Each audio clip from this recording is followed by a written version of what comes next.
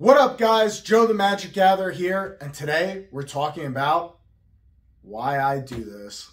It boils down to one simple thing, guys. Love. I love this game. I love collecting it. I love talking to people about it. I love building decks. I love collecting it. I mean, just in front of me alone, I have new stuff, old stuff, deck boxes, decks I want to build, sleeves. What else can I see? Sealed product. You see it behind me. It's all around me. I just enjoy it. It's a passion of mine. You know, it's kind of crazy because jiu-jitsu is this like very high intensity sport, and this is my like low intensity time. Like, this is my time to just get an idea in my head of like what deck I want to build, what strategy I want to go through with it, how I want to take the deck and, you know, tweak it, fiddle with it. And it's kind of similar to jiu-jitsu in what your game is on the mats, what kind of guard player you're going to be, or passer, or whatever the case may be. And it's just, it's yours. Whatever you decide to do with it, it's unique to you. And that's mainly why I love this game so much. It's not standard in a way of, hey, this is the way to get to the goal of winning. It's, hey, how do you want to play? Do you want to be an attack player, go wide with creatures? Do you want to mill your opponent out? Do you want to win with some two-step combo? It's completely your world. And that's basically why I love this, because it's so tailor fit to what you want to do. And I think like it's such a contrast. You know, I've talked to so many people now about the contrast, and people look at you like when you do jiu-jitsu as like, oh, you're this like athletic meathead guy, and you know, this is how you should be, and you know, there's no time for like nerd stuff. But like the more and more I talk to jiu-jitsu guys, is I come across everyone has their own thing. Some like anime, some like superhero comic book stuff. And I think we all have our, for lack of a better term, low intensity thing that we do on the side. And this just happens to be mine. I got involved in the game, I want to say it was going on 7 years ago now. And I've just fell in love with it ever since. I mean, built my first deck, love playing with it, still have it to this day. I mainly play Commander. I don't play a lot of Standard or any of the other formats. I'm mainly just a Commander player and a collector. It's weird because I think I do more collecting than I do playing Commander. Just with my schedule, it's kind of tough to get to a game store and get a game in. I'm lucky if in a month I could get 1 or 2 games in. But, you know, that's life as you grow up and become an adult. But the collector in me still loves this as a hobby. It's fun to me to go out and collect something that's, you know, this is an alpha printing.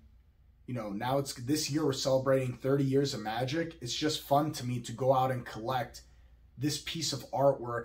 In my opinion, sort of a piece of history when it comes to trading card games. And yeah, just collect it because these things are scarce. You know, they're not printing things like this anymore, especially stuff that's on reserve list that will never get printed again. It's just fun for me to go out and hold a piece of history to say, wow, I have this card that's 30 years old. I'm 31. I just turned 31 in August. So this thing is, I only outdate this thing by 1 year. So it's kind of fun for me. I enjoy it a lot. I collect everything from old to new to crappy artwork to good artwork, to valuable, not valuable, just because I'm interested in it. I enjoy it all. Just in front of me alone, I have, let's see, Secret Lair fetch lands from the Somerset that I've been working on collecting. To add to the pile, I have, I have a few Wheel of Fortunes right here. Just recently picked up some dual lands reserve list. I can't afford those alphas. They're a little bit pricey at this point. What else? Sliver Queen, Mox Diamond.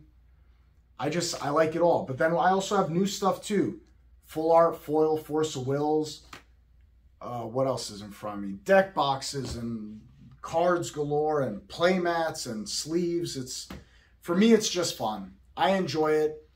You know, with jiu-jitsu being very high intensity, high stress level, it's nice to do this thing that's, for me at least, a low intensity, low stress level. Let's build a deck. Let's play with friends. Let's enjoy the time together and see what experience we could have together. Because if you're playing Commander, typically a pod is 4 people in it. So you're bringing your own experience and 3 other people's own experience. That's 4 unique experiences to the table. And we're seeing if we could mesh this well together, have a good time, enjoy each other's company, maybe have a great conversation or 2 in there, and, you know, see some cool shit happen. For me, it's all about the cool shit.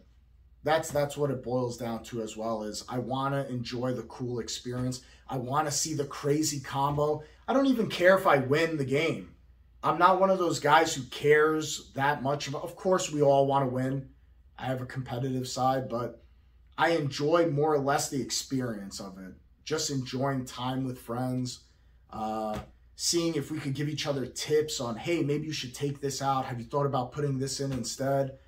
And yeah, that's pretty much it. I don't think I'm ever going to stop. You know, everything I showed you just now, I would never sell.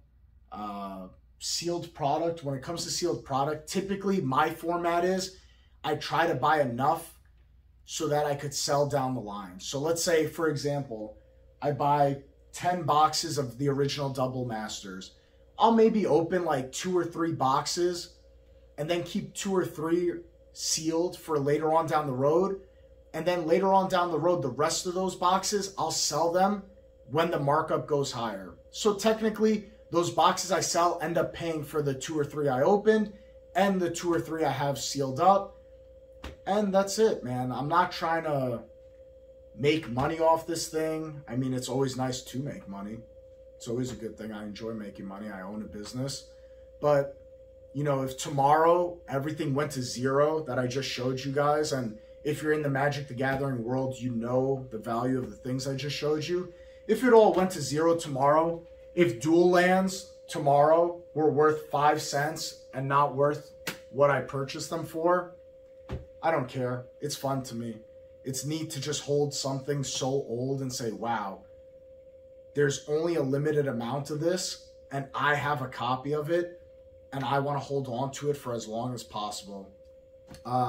Even with new cards, Force of Will. How many times has Force of Will been reprinted? This is with the Double Master full art foil skin. It's been reprinted a bunch of times. It just got reprinted again in Double Masters 22. But I love it. I'm going to hold on to it. If tomorrow it goes to 0, I enjoy the experience of cracking those packs open, pulling this card, having like this amazing euphoric experience of, wow, I opened this. This was something I opened. Of course, I purchase single cards, so I don't always get that experience. But even when I purchase, you know, Wheel of Fortune, I didn't crack it open from a pack. There's still this euphoric feeling of, I have this now. It's a part of the Joe collection and the Joe vault. But yeah, that's just my 2 cents on it, guys. Personally, I think the reserve list should stay forever. I know there's always talks of cards should be cheap. There's no reason that Helm of the Host, I think, is sitting around 50 or 60 bucks or something. There's no reason for that. Everything should be cheap. They should reprint everything into the ground. Everything should be 5 cents. I don't agree with that. I think things should hold their value. I think that's what's kept the game going for 30 years, that people were confident enough to, hey, I'm going to purchase this with hard-earned money. But I know, obviously, not everything could hold value. So you'll crack open a pack. Most of the pack is going to be worthless just to play the game. But then you might have 1 or 2 things that holds value over time. And I think that's a great thing. I think over time, things should hold their value, and that's what supports the game in the long run. I think if tomorrow they reprinted all this stuff and everything went to 5 cents, would I still play Magic the Gathering? Yes. I would still play. I would still collect. Even though all of it was worthless, just for the joy of playing the game, I would still collect. But there's a secondary, what's the word I'm looking for? Reinforcement of, hey, this is also backed by a value to it. You know, Secret Lair Shocklands hold a value to them because they were reprinted one time as a secret lair with this different, I wish they weren't foiled, but they're just different artwork treatment. They're reprinted, and they're probably never going to get reprinted with that artwork again. I don't know. It's just my 2 cents. I don't think everything should be worth 2 cents. Yeah, that's pretty much it for today, guys. Until we crack again, until we film another video, until we meet each other maybe at Magic Fest 30, peace.